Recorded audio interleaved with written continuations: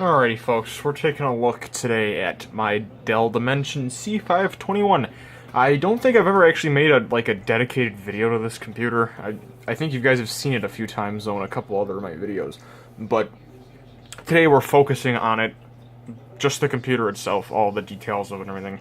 I've kind of waited and been putting it off because when I first got it, there were a lot of problems with it. It didn't run the, what happened was there's a capacitor on the motherboard that had gone bad.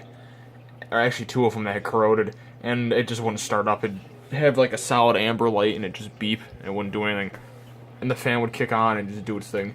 So I tried to fix those because of an accident actually. I ordered a new motherboard intending just to replace the whole motherboard, but it was the wrong computer motherboard, if that makes any sense. It's the same exact motherboard, all the parts and everything are the same, except it's out of an E521, which is a full-size case. This is only it's like a half case. As you can see down here, it's like slimline. And, or a low-profile case, whatever you want to call it. And the E521's motherboard actually has an extra PCI slot on it, so it wouldn't fit in the case. So I tried to desolder a capacitor off the other board and just desolder the two other capacitors and put them back in there. That didn't work out. So I just caved and I bought a whole new motherboard on eBay for about 40 bucks, I think it was. And I also got this keyboard. This is a multimedia keyboard, which has had a lot of use. When I first got it, the letters were all still there, and now they're all gone, some of them, so I don't know. It doesn't matter. I only really got it, though, because of the multimedia controls there. I got that. I got this monitor, which is a ultra sharp, Dell ultra sharp display. It's the 19-inch one. It's the 4x9. I'm not sure. It's the standard display for like 50s, or it's not widescreen. I like it. It fits in the room nice. I like how it's got the USB ports on the side there that you could use. Plug those in. You'd actually need a printer port though to use them, which I wasn't sure. And it's DVI. It's actually dual input. It's DVI and VGA. See, the VGA is not hooked up at the moment, but this is digital. This is the DVI input. The VGA comes off of my grandmother's laptop when she needs to use it. We also have this other display just sitting here. This is I'm not sure what this is. This came with an old Optiplex system. It was a Pentium 4, and we just had it ever since. It still works fine. The only thing is that I don't know if it's the cable or if it's like the hookup or the actual plug for the VGA cord, like the colors and everything go crazy. But I got this guy and I'm happy with it. It's a nice resolution. It works nice. So let's get into what I've done to this computer. We can look in the properties here. Where the hell? System and security. This has Windows 7 Ultimate. This is the third operating system that it's been running on. It had, when I originally got it, it had Windows XP Media Center Edition.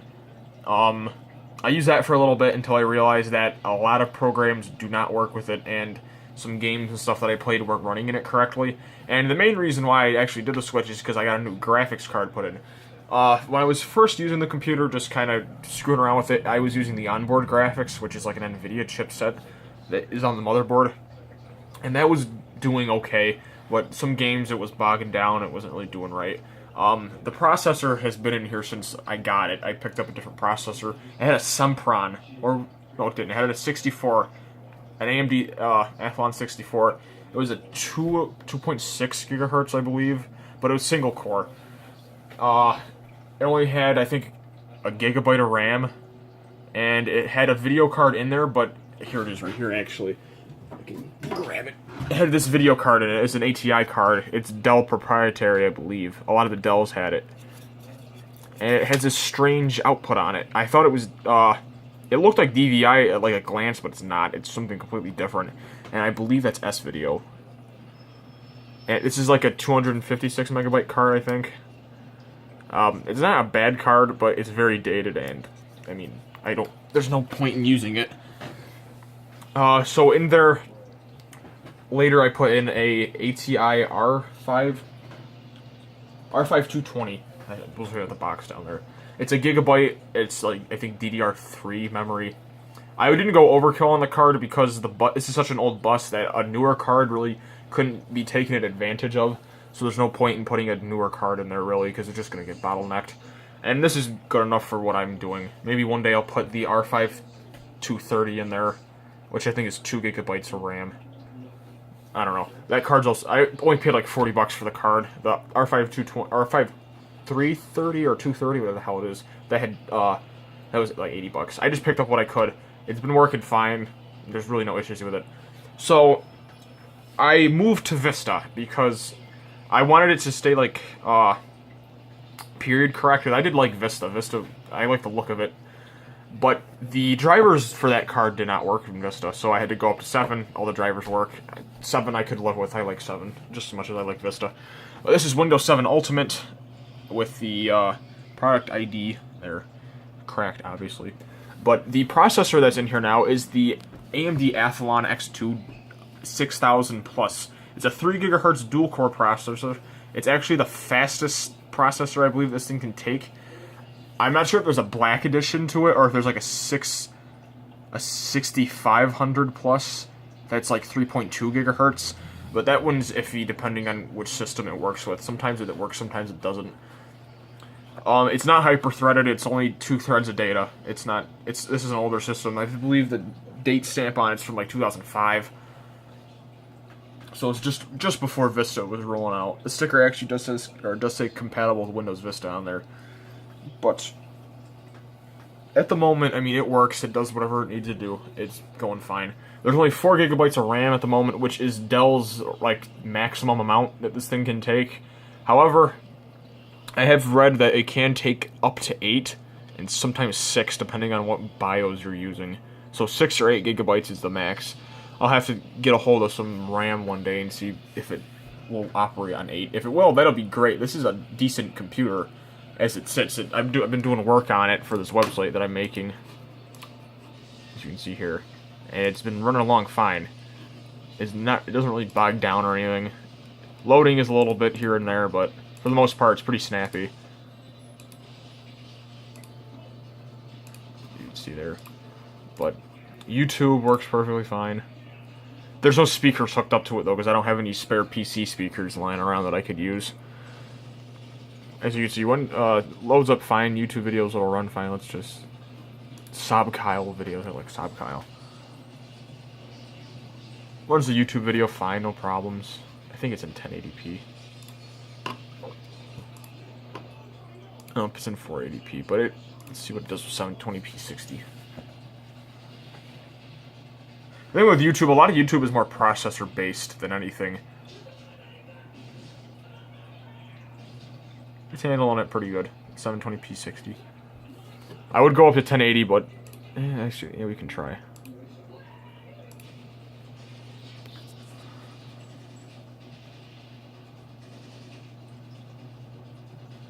So it runs in 1080p 60 decently.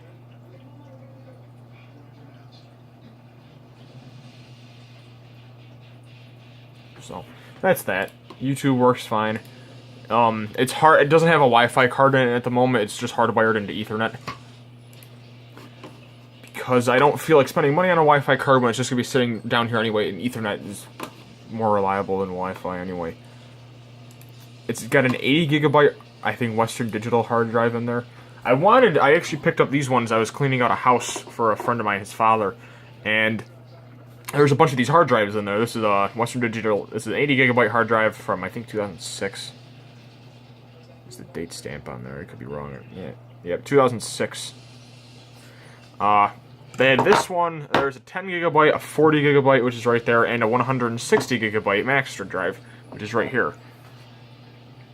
160 gigabyte. I was gonna put this one in here just so I can double the storage just for now, because I don't really feel like spending money on a hard drive for this, because I've already put a lot of money into it, and I got the thing for free from a friend of mine. He wasn't using it anymore. And I don't really feel like putting more money into it. I have a computer from a friend Tyler that I might go pick up. He doesn't want anymore. I might go get that and see if I can take... It's an HP. I might try and take some like hard drives and stuff out of that, but I don't know. I really don't use this as it is, and I don't really see the use in upgrading a hard drive. I can even find the hard drive. Where is it? Yeah, 12 gigabytes of 80, or 69 rather. I don't want that. I want those properties. Yep.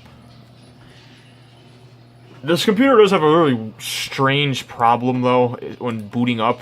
It's because sometimes it'll, what's it called? It'll, like, restart because of a Windows update. And it'll always get stuck on the first screen. It says, like, failure reading diskette 1 or something like that. I don't know if that's the... I don't think it's the CD-ROM. I don't know why that would prohibit a startup, though. It doesn't really make any sense to me. There's nothing in the tray.